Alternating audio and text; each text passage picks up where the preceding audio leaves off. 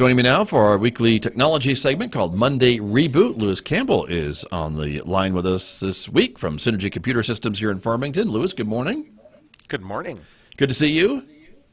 Yeah, it's good to see everybody. Right? We can all see you this morning. So thanks for joining us. Couple of things that were going on late last week that we want to talk about. One involving Bitcoin, which we always love to talk about, right? Yeah. What's going on?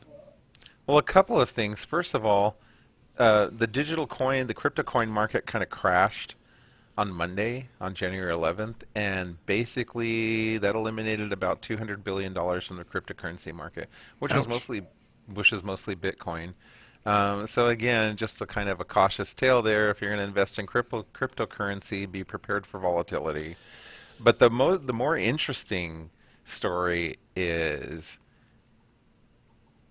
a gentleman named Stefan Thomas, living in San Francisco. He had an iron key USB drive, which is a secure USB drive. It requires a password to get into it, and it had the private keys to his digital wallet that holds 7,000 Bitcoins now. Okay.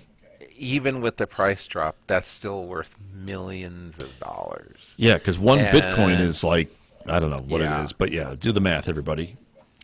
Yep. Okay. And so he forgot the password to his iron key, and basically no longer has that money. Man, really? So Ouch. again, yeah, and there's stories of other Bitcoin owners who in various ways have either lost or locked the keys to their Bitcoin wallets in some other secure enclosure and not able to get to them. So it's becoming one of the cautionary tales of Bitcoin. It's like, be very careful. You have to really, really protect your Bitcoin keys because they've been stolen, and people lose their money. But at the same time, if you protect it too well and you can't get to it, you lose your money anyway. Oh my gosh. So something to learn, something to be careful about with Bitcoin, and an interesting story. Right. Okay. Wow. Scary. But that would make me very sad. Yeah, me too. For sure. If I could afford that much Bitcoin anyway. But yeah, that would be awful. Okay. Interesting. I wanted to ask you a little bit about Google, which has bought out Fitbit, the wireless health tracking software and the device maker, the Fitbits that are all over the place. I guess it took quite a while maybe for Google to kind of go through some of the regulatory hurdles for the European Union and things like that, because it, of course, now has access to health data for all those Fitbit customers and can put that, I guess, with Google's Android data, and there were concerns about some of that.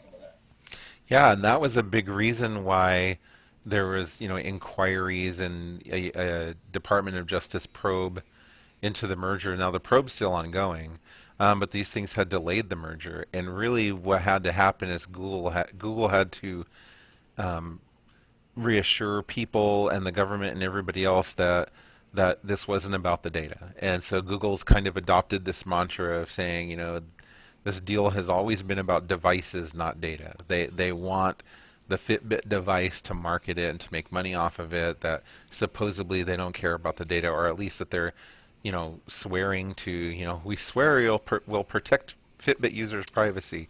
Right. We'll have to see. Okay. We'll have to see how that turns out. But that's the take. That's the tack they're taking. Interesting. And the article that I'm looking at here in something called Digital Trends says that it's also important because of the operating system, right? And so I guess Google's kind of wearable operating software, Wear OS, is not doing very well. But you've got Apple with the Apple Watch, and Samsung has Tizen, and Fitbit. And so those are better, I guess, bigger software OSs in the world than Google's at the moment. Yep, and so this could be about them using the Fitbit software, the Fitbit OS, on a larger realm of watch products. Gotcha. Okay, interesting. And last but not least, Flash is flushed, if pardon the saying. Flash is flushed. It is dead. Oh, no. We knew that used to be the happen. thing, right? Yeah, it used to be the thing. And then DHTML came along, dynamic HTML, But and we're talking about web kind of language for make web pages do certain fun things and those type of things. That's what we're talking about. And this is the Flash part of an Adobe product, right? It used to be. Yeah. So Flash is a way for you to be able to make essentially anything animated, like movies, videos, and stuff on a web page. Okay. And on other things. But the problem with Flash is that you'd have to download and install a Flash player, and then there were always security issues with it, which weren't a very big deal when Flash first came out, but became a big deal. And then there were a number of really big security problems with it a while back. The beginning of Flash's death can be traced all the way back to when Steve Jobs was still alive, and he made an announcement that Apple was no longer going to support Flash on their systems, and that was like the first big coffin nail. But then after that, they had more security problems. The DHTML came out, so there was an alternative for people to be able to do video on the web.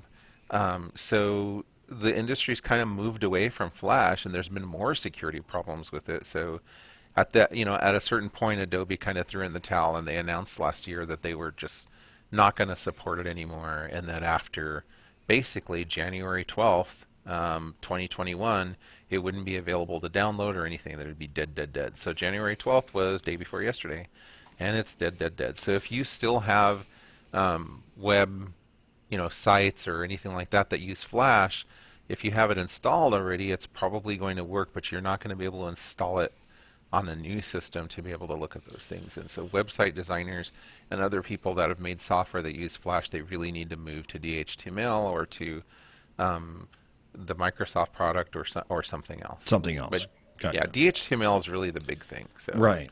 And I was telling you that I think I have a couple of maybe user interface, web pages for like security cameras or things like that I think use Flash. And so I don't know if they're going to update those. So am I just kind of stuck until it becomes unusable?